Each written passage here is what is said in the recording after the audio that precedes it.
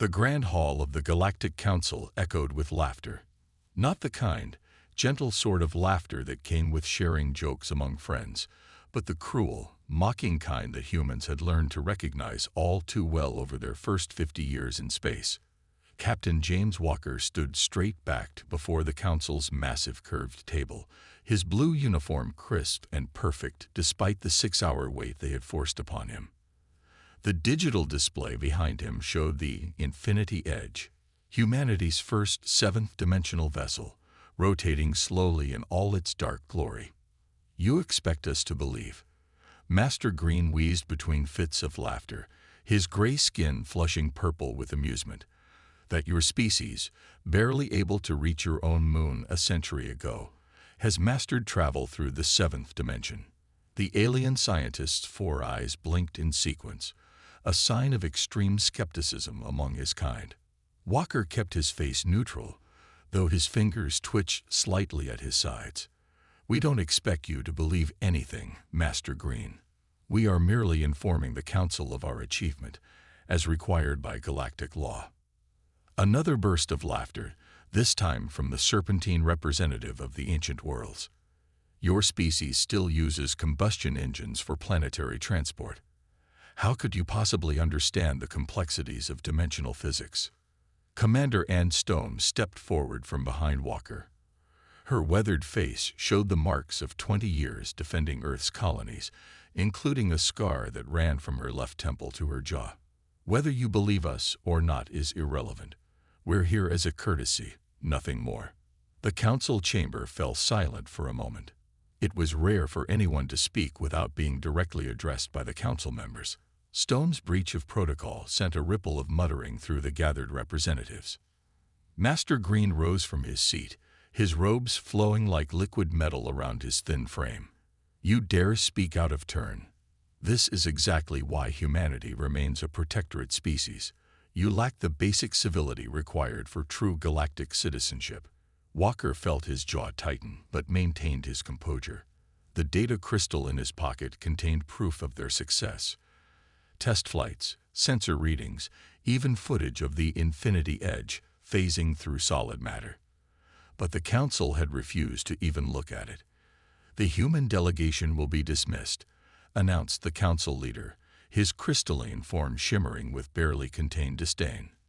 "We will add this claim to the official record, though perhaps it should be filed under primitive fantasy rather than technological achievements." As Walker and Stone turned to leave, Master Green called out, "Do let us know when you master faster-than-light travel without borrowed technology." "Oh wait, you still haven't managed that, have you?" The chamber erupted in laughter once more.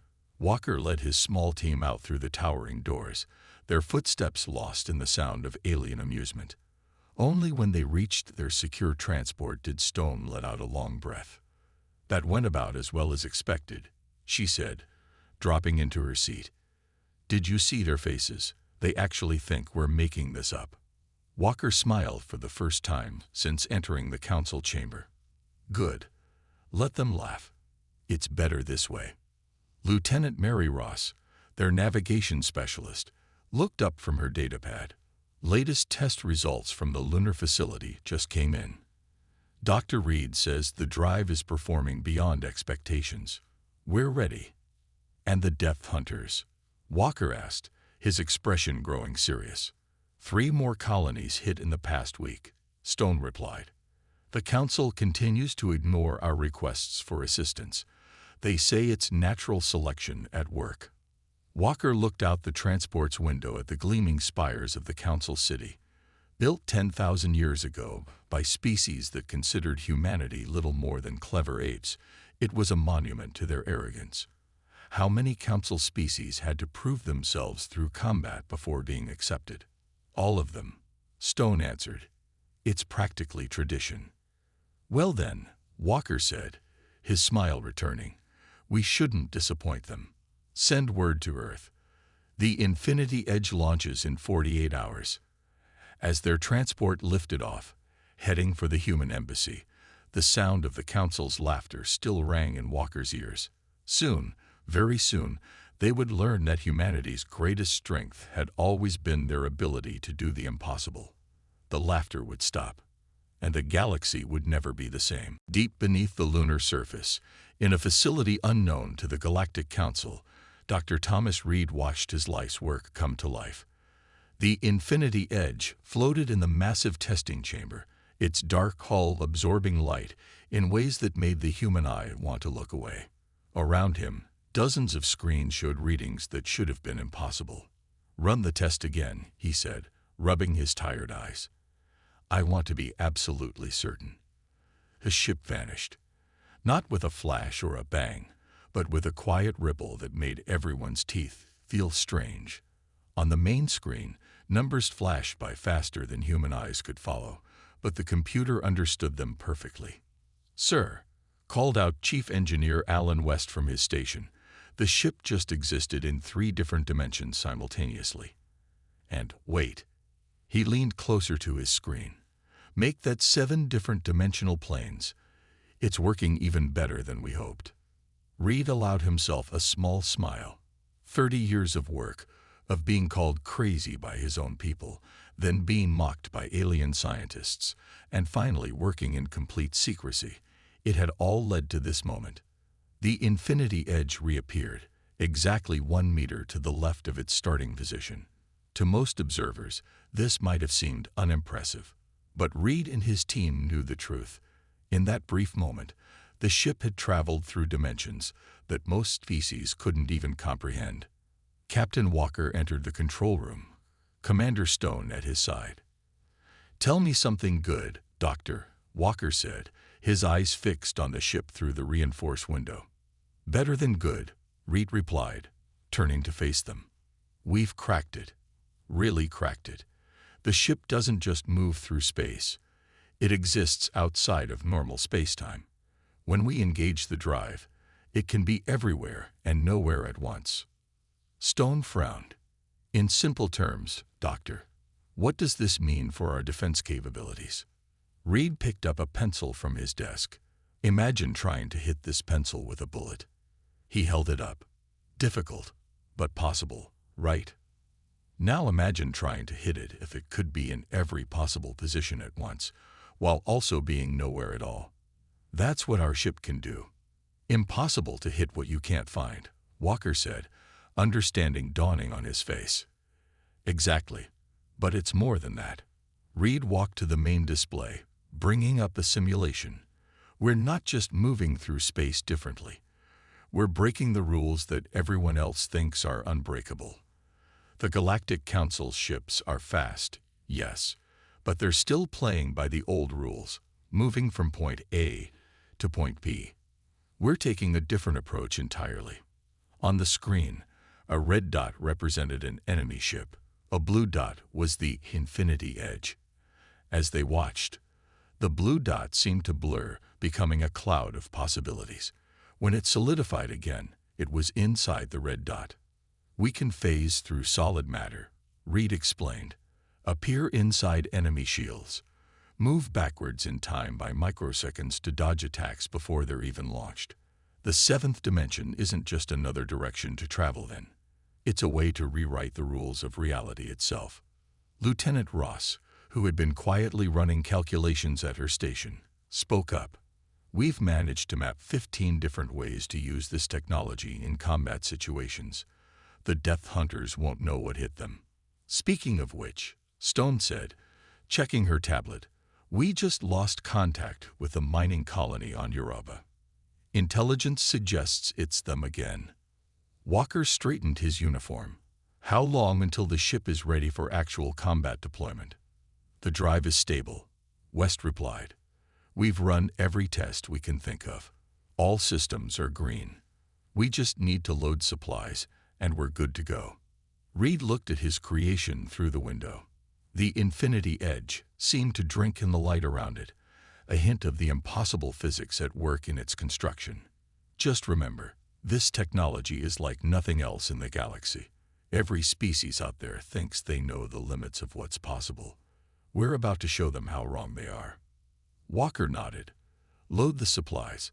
In 24 hours, we show the galaxy why they should have taken us seriously. He turned to his crew. Humanity's first seventh-dimensional vessel isn't just going to defend our colonies. It's going to change everything. As the team rushed to prepare for launch, Reed stayed at the window, watching his creation.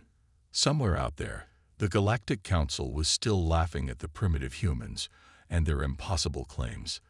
He wondered if they would still be laughing tomorrow. The emergency alarms in Earth Defense Command woke Commander Stone at 3 a.m. Earth time. Red lights pulsed through the corridors as she ran to the control center, still pulling on her uniform jacket. "Report," she barked, entering the main command room. The massive wall screen showed multiple distress signals flashing across the solar system map. 3 more colonies hit in the last hour, Lieutenant Ross answered, her fingers flying over the control panel. The Depth Hunters aren't just raiding anymore. This is a full invasion. The screen showed scenes of destruction from the colony worlds. Massive black ships, shaped like deep-sea creatures from Earth's oceans, moved through space with frightening grace. Their weapons cut through standard shields like they weren't even there. "Mars colony is holding, but barely," one of the operators called out. "Europa base is gone. Titan Station requests immediate support." Stone's hands gripped the command rail until her knuckles turned white. "Where's the nearest Council peacekeeping fleet?" "There." Ross checked her screens and laughed bitterly. "They're watching. 3 Council ships are in range of the attacks. They're just observing." The main screen switched to a communication from one of the Council vessels. Master Green's gray face appeared, looking almost amused. "We are monitoring the situation for scientific purposes," he said smoothly. "This is a valuable opportunity to study how developing species handle natural selection events." Stone felt her jaw clench. "Those are civilian colonies. There are children on those stations. Perhaps you should have considered that before expanding into space without adequate defenses," Master Green replied. "We cannot interfere with the natural order off." Stone cut the transmission. "Get me Captain Walker. Now." The next image on the screen showed the interior of the Infinity Edge. Walker was already in his command chair, his crew running final checks around him. "We saw the attacks," he said before Stone could speak. "The ship is ready. Dr. Reed finished the final calibrations 10 minutes ago." "This isn't a test anymore, James," Stone said, using his first name for the first time in years. "If you go out there, you'll be facing their entire fleet. The Council won't help. We'll be alone." Walker's face showed no fear, only determination. "We've always been alone, Anne. That's why we built this ship in the first place." He turned to his crew. "Status report." Chief Engineer West spoke from his station. "Seventh dimensional drive is hot and stable. All defensive systems online.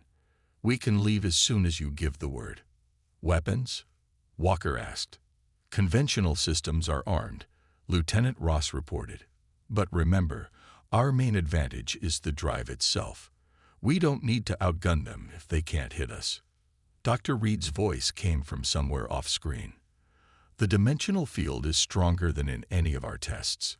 Whatever you're going to do, do it now." Stone watched as the Infinity Edge prepared for its first real combat mission. The ship looked small compared to the massive depth hunter vessels attacking the colonies. But size didn't matter when you could bend reality itself. "Captain Walker," she said formally, "you are hereby authorized to engage the enemy using all available means. Save our people." Walker nodded. "Time to show the galaxy what humanity can really do."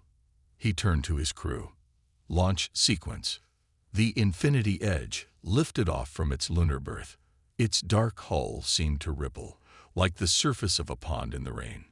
Reality bent around it as the seventh dimensional drive powered up.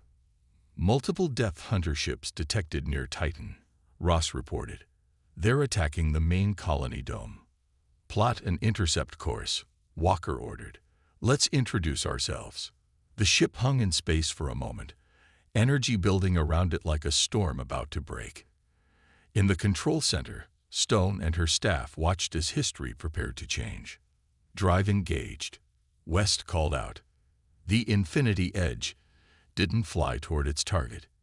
It didn't accelerate or jump or fold space in the way other ships did. Instead, it simply ceased to exist in normal spacetime, becoming something that the laws of physics said couldn't exist. As the ship vanished, Stone whispered, "Give them hell." The crisis had forced their hand. Humanity's greatest secret was about to be revealed, and the galaxy would never be the same. The laughter had gone on long enough. Now it was time for action. The Infinity Edge appeared in the space above Titan, but not in the way normal ships did. One moment there was nothing, and the next, the ship seemed to exist in a dozen places at once, like a smeared image in a photograph.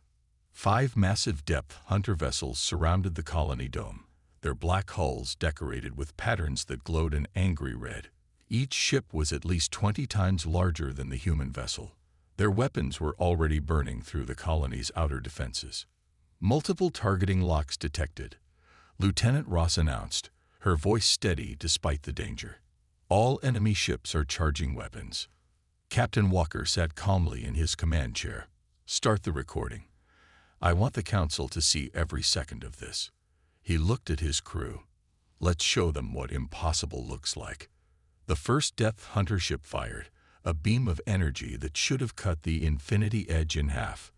Instead, the beam passed through empty space. The human ship was somehow both there and not there, existing in multiple states at once. Dimensional shift successful, Chief Engineer West reported. We're operating in 7 dimensions simultaneously. They literally cannot track us. On the main screen, they could see the depth hunters' confusion. Their weapons fired again and again, hitting nothing but void. The massive ships began to move, trying to form a tighter circle.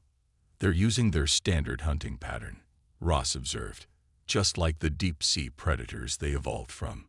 They're trying to trap us. Walker allowed himself a small smile. You can't trap what you can't understand. Dr. Reed, show them what we can do. Engaging primary drive sequence, Reed said from his station, shifting through dimensions 4 through 7. Now, the Infinity Edge didn't just move. It seemed to fold through space itself, appearing inside the formation of enemy ships. But instead of being surrounded, it was everywhere at once, above, below, and beside each depth hunter vessel simultaneously. What are we seeing? One of the crew members whispered.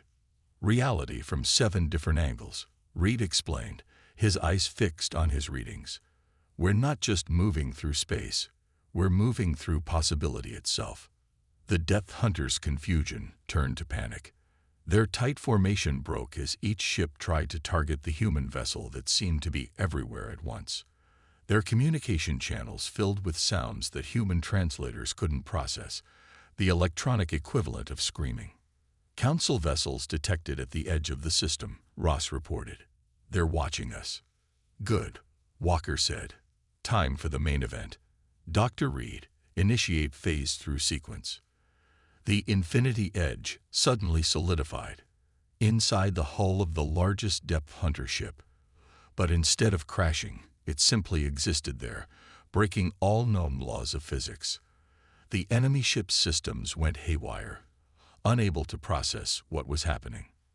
Their shields don't matter, Reed explained, his voice filled with professional satisfaction. Their armor is meaningless. We're not fighting them in normal space anymore. Walker stood from his chair. Send the message. The communication system activated, broadcasting to all ships in range, both depth hunters and council observers. Walker's voice was calm but carried clear authority. This is Captain James Walker of the Earth Defense Force vessel Infinity Edge.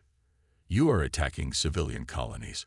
Withdraw immediately, or we will demonstrate the full capabilities of 7th dimensional combat. The largest depth hunter ship, the one they were currently phased inside of, tried to fire its main weapons.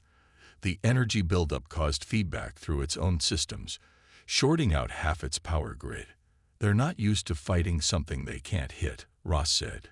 checking her displays. Their weapons are useless against us.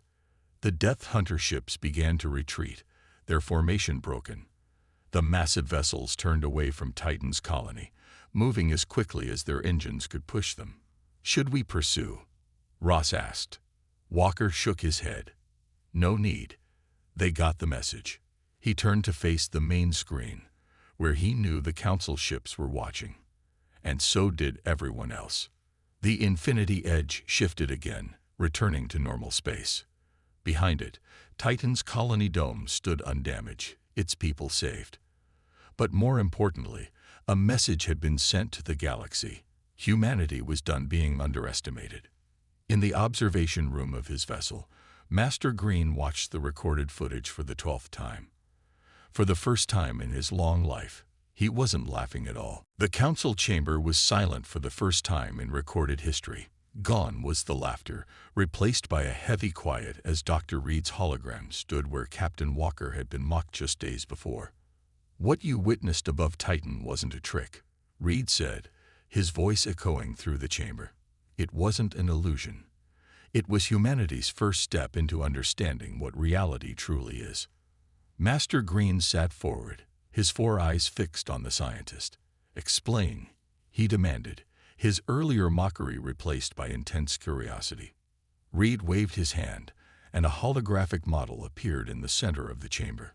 It showed the Infinity Edge, splitting into multiple versions of itself. Every species in this council thinks of space travel the same way, Reed continued.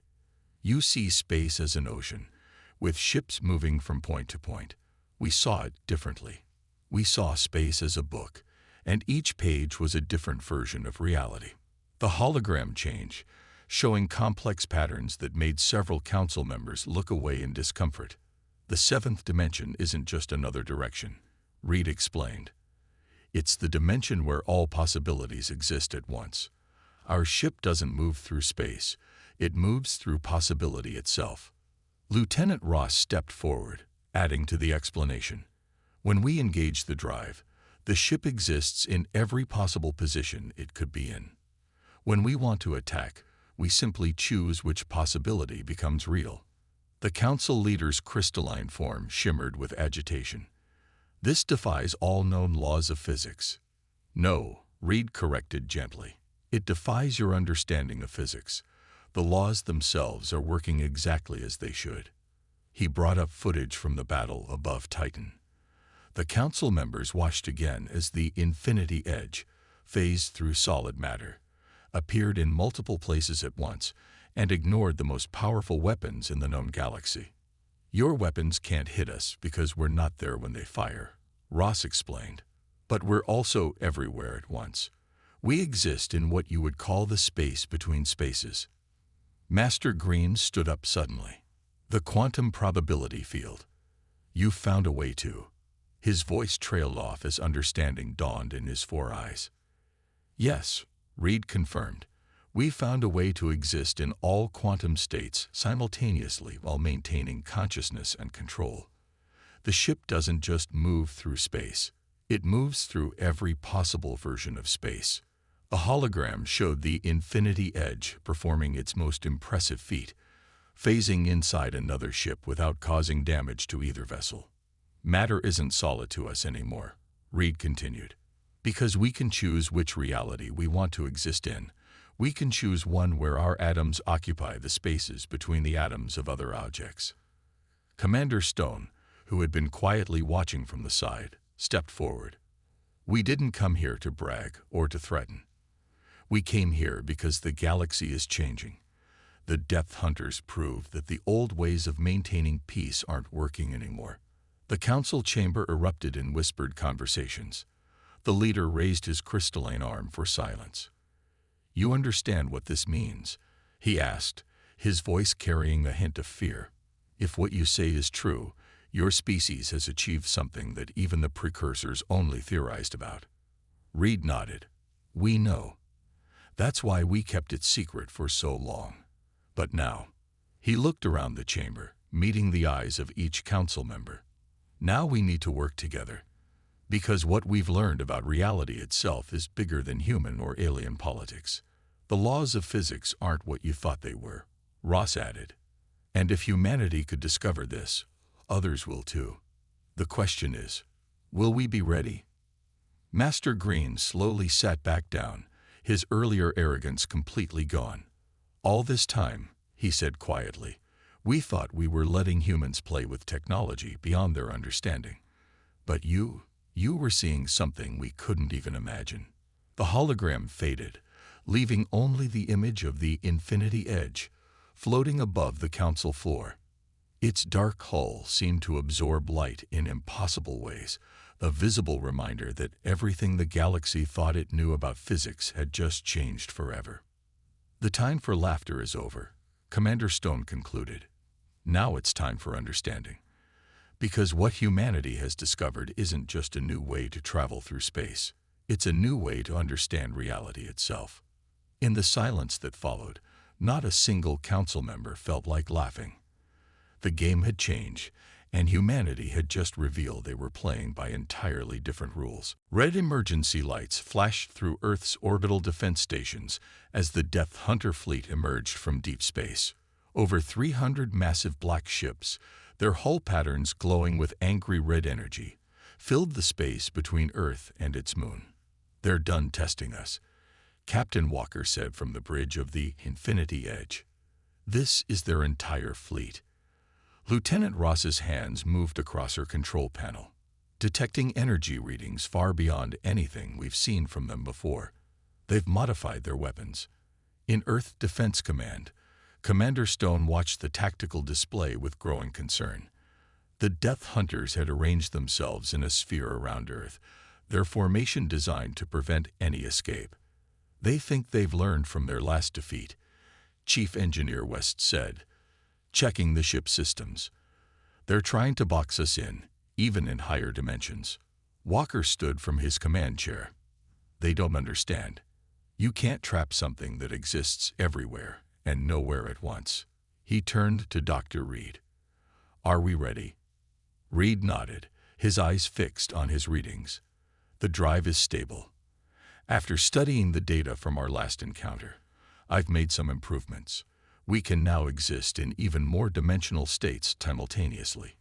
The lead Death Hunter ship, nearly the size of a small moon, broadcast a message across all frequencies. The translator struggled to convert their deep-sea language, but the meaning was clear. Surrender or be destroyed. They're powering up something massive, Ross reported. Energy readings are off the charts. They're going to try to hit every point in space around Earth at once. Walker smiled. They still think this is about space. Show them what we can really do. All hands, prepare for dimensional combat. The Infinity Edge engaged its drive, but this time was different. Instead of splitting into multiple copies, the ship seemed to become a blur of infinite possibilities. It existed at every point in space around Earth simultaneously, a shield of quantum probability protecting the planet.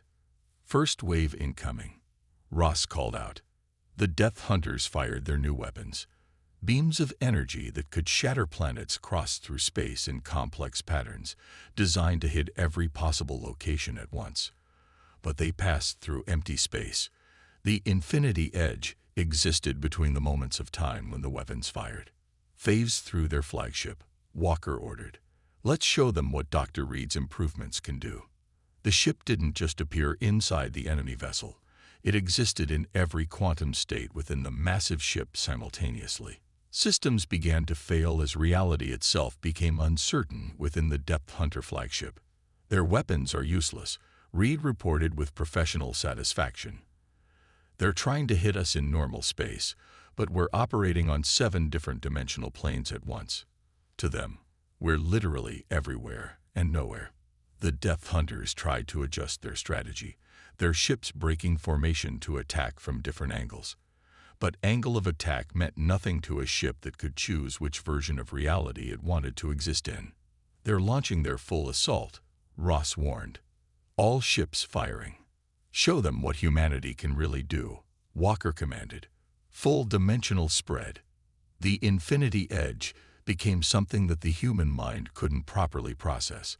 It moved not just through space, but through possibility itself. Where Death Hunter weapons fired, the ship had never been. Where their shields were strongest, the ship already existed inside them. One by one, the massive enemy ships found their systems failing as the human vessel phased through their critical components, choosing realities where their technology simply couldn't function. In Earth Defense Command, Stone watched as the largest hostile fleet ever assembled was systematically taken apart by a single ship that rewrote the laws of physics with every move. "This isn't a battle anymore," Master Green said from his observation ship. "This is a revolution in what we thought was possible." The Death Hunter fleet began to retreat, their perfect formation broken, their unstoppable weapons proved useless. Their flagship, still trying to understand how a single human ship had defeated them, sent one final message before jumping away. "What are you?" Walker's reply was simple. "We are humanity, and we're done being underestimated." As the enemy fleet fled, the Infinity Edge returned to normal space above Earth. Behind it, the planet stood untouched, protected not by massive weapons or impenetrable shields, but by humanity's ability to understand reality in ways that other species had never imagined. The final battle wasn't won with superior firepower or better tactics. It was won because humanity had dared to think beyond the impossible. 1 month after the Battle of Earth, Captain Walker stood once again in the Galactic Council chamber. This time, no one was laughing. The massive room had been rebuilt after the Death Hunter's complete surrender ceremony. The new chamber was designed with 7-dimensional architecture, a gift from humanity to their galactic neighbors. The walls seemed to exist in multiple states at once, a constant reminder of how much the universe had changed. "The last Death Hunter fleet has returned to their home world," Commander Stone reported to the assembled council. "Their leaders have agreed to full disarmament and peaceful integration into galactic society." Master Green, now serving as the head of the new Joint Species Science Division, stepped forward. His previous arrogance had been replaced by genuine respect. "In just 1 month," he said, his 4 eyes blinking in sequence, "humanity has completely revolutionized our understanding of physics. The Infinity Edge was just the beginning." The main display showed construction yards around Earth's moon, where dozens of new ships were being built. Each one incorporated the revolutionary 7th-dimensional drive, but with improvements that even Dr. Reed hadn't initially imagined. "We're not keeping this technology to ourselves," Walker announced to the council. "That was never our intention. Knowledge of the higher dimensions belongs to all species." Lieutenant Ross, recently promoted to fleet commander, brought up the latest statistics. 50 different worlds have already begun implementing 7th-dimensional technology in their civilian sectors. Travel times between systems have been reduced to practically nothing. Energy crises are becoming a thing of the past. Dr. Reed, standing beside his original creation, smiled as he watched the council members lean forward with interest. "The ability to exist in multiple dimensional states doesn't just change space travel," he explained. "It changes everything. Medical technology, energy production, construction, every field of science is being revolutionized." The council leader's crystalline form sparkled with new patterns, a sign of deep emotion among his kind. "We owe humanity an apology," he said, his voice carrying through the chamber. "We treated you as children playing with technology beyond your understanding. In truth, we were the ones who couldn't see beyond our own limitations." Walker raised his hand. "No apologies are needed. The past is behind us. What matters now is how we move forward together." Chief Engineer West, monitoring the chamber's new dimensional field, reported, "The first interspecies research team has successfully replicated the basic principles. They're already working on applications we hadn't even considered." Stone stepped to the center of the chamber. "Humanity doesn't want to rule the galaxy. We don't want to dominate or control. What we want is partnership. Real partnership, based on mutual respect and shared discovery." The display changed to show the Infinity Edge during its final battle with the Death Hunters. The ship's impossible movements, its ability to exist everywhere and nowhere at once, were now being studied in science academies across the galaxy. The laughter has stopped, Walker said, looking around the chamber, but something better has replaced it.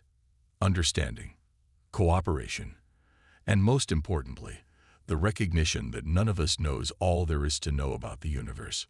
A new hologram appeared, showing the first joint species seventh dimensional research facility.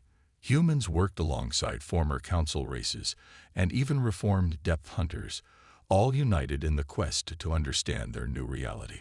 Today, Stone announced, we're establishing the Galactic Science Federation. All species working together as equals. Because the universe is far stranger and more wonderful than any of us imagined, and we've only scratched the surface. The council chamber erupted in applause, a human gesture that other species had adopted. As the sound filled the room, Walker looked out at the assembled representatives and saw not the arrogant faces that had mocked humanity, but partners ready to explore a new age of discovery.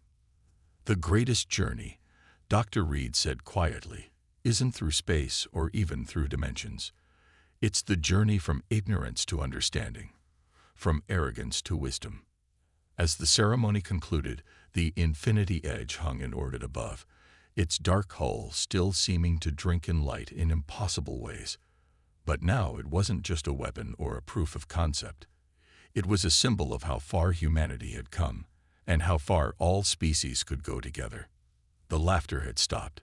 The age of discovery had begun.